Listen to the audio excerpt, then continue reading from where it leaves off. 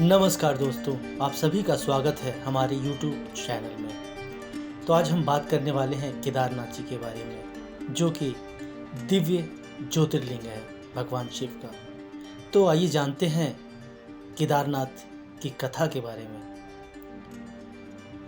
उत्तराखंड में हिमालय पर्वत पर स्थित केदारनाथ मंदिर शिव के द्वादश ज्योतिर्लिंगों में से एक है। इस मंदिर का पुनरुद्धार 8वीं शताब्दी में आदि शंकराचार्य ने करवाया था।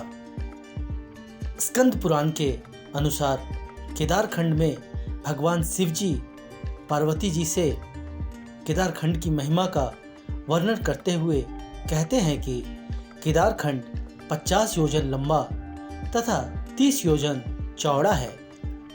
यह स्वर्ग जाने का सर्वश्रेष्ठ स्थान है।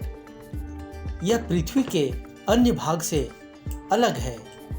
यहाँ पशु पक्षी भी शरीर छोड़ने पर सीधे शिवपुरी में वास करते हैं।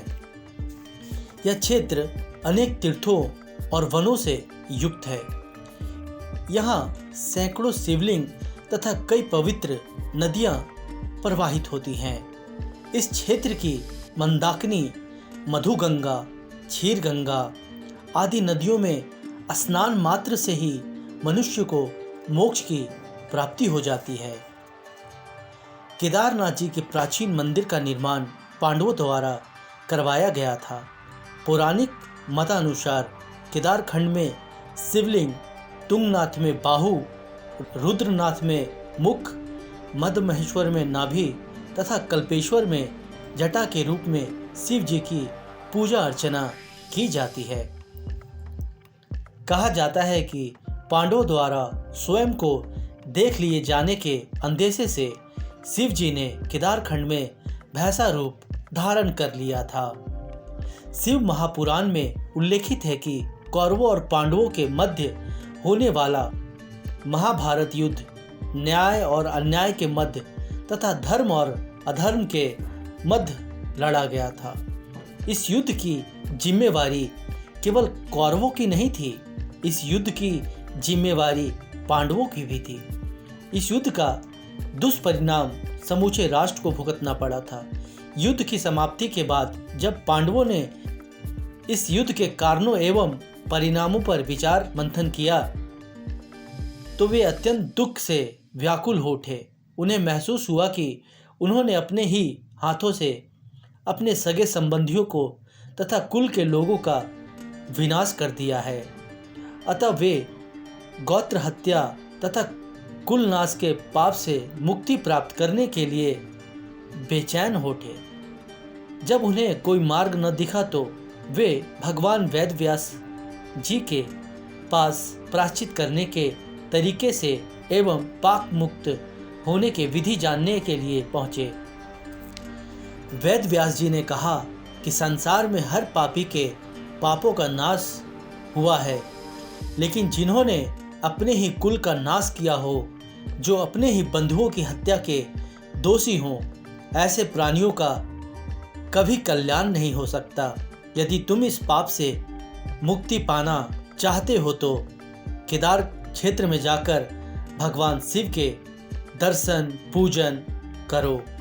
महादेव शिव की कृपा के बिना तुम्हें इस पाप से मुक्ति नहीं मिलेगी। व्यास जी ने कहा कि तुम सभी उस पवित्र एवं श्रेष्ठ केदारखंड में जाओ जहाँ नदियों में श्रेष्ठ मंदाकिनी बहती है, जहाँ महादेव शिव पार्वती जी के संग अपने सैकड़ों वीर गणों के साथ निवास करते हैं, जहाँ ब्रह्मा सहित अनेक देवी देवताएं हमेशा उपस्थित रहते हैं। उस महान पवित्र क्षेत्र में जाकर महादेव की वंदना करो। महादेव शिव की कृपा से ही तुम्हें इस पाप से मुक्ति मिलेगी। व्यास जी के मार्गदर्शन प्राप्त कर पांडव महादेव शिव के दर्शन एवं आशीर्वाद प्राप्त करने हेतु तीर्थ यात्रा पर निकल पड़े।